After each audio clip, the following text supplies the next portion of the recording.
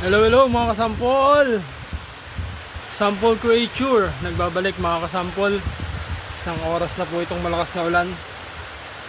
At dahil nga po malakas ang ulan, binabantayan din po natin ang ating bangka kung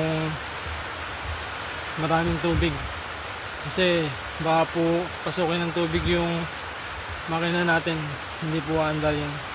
So ayan, medyo mababa pa naman.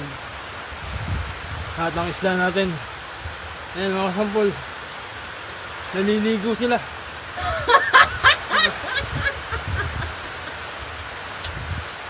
Ayan mga kasampol, yan po yung update dito sa laot, sa lawa ng Laguna. Sample Creature.